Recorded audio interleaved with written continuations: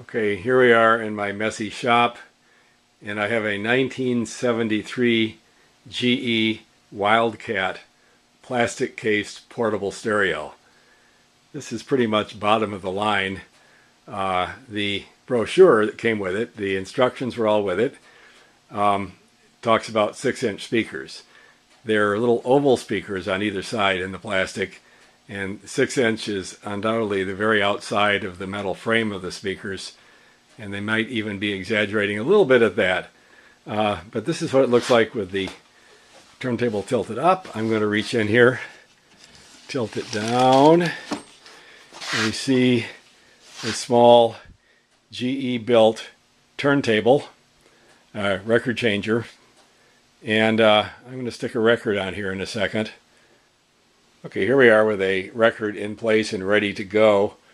Behind this is my real winter project, 2 winters actually, a GE 1936 E86 AM shortwave radio.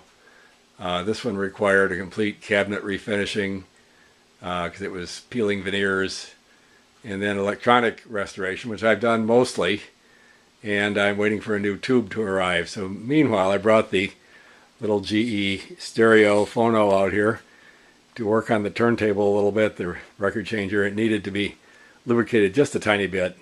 It was wowing a little bit, and otherwise it's in pretty good shape. So I'm going to push reject here, and the record falls. We hear the Preservation Hall Jazz Band.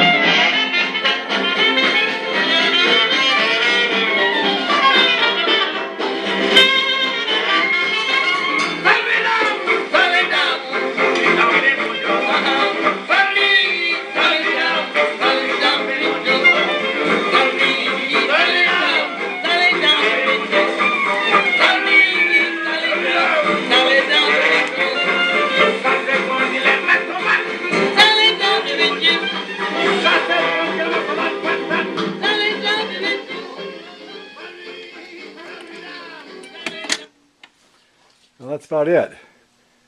It's not high fidelity. It is stereo, but it's built in 1973. The original warranty card was with it, and the guy had filled it out but hadn't mailed it in, so I know where it was purchased. It was in Bay City, Michigan, and the month was December 1973. This may have been somebody's Christmas present. I found it sitting at curbside a few years back, and it's been sitting in my garage ever since, waiting for me to pay some attention to it. And when I did, I found that it needed a new stylus. The diamond was missing from the stylus, and I replaced that, and it worked. I, again, lubricated the record changer just a little bit, but it's pretty remarkable that a 1973 instrument would work right off the bat. So there we are. That's it.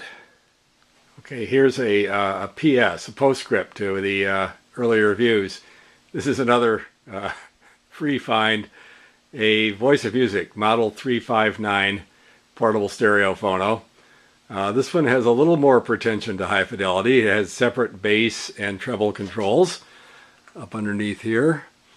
So it's got volume, or loudness as they call it, balance, treble, and bass. And we have a standard VM record changer. And we have no speakers. This model was designed to have removable speakers on each side, and those are missing. The little clip for the speaker is up here at the top, and you can see the wires, which I've got tagged onto the handle just to keep them from going astray. And that's it. I need speakers. I'll probably use some other ones just to see if I can get this going. I haven't done anything to it at all yet. Haven't cleaned it up. Haven't tried it. It's again a tube amplifier. It's not a high-end model really either.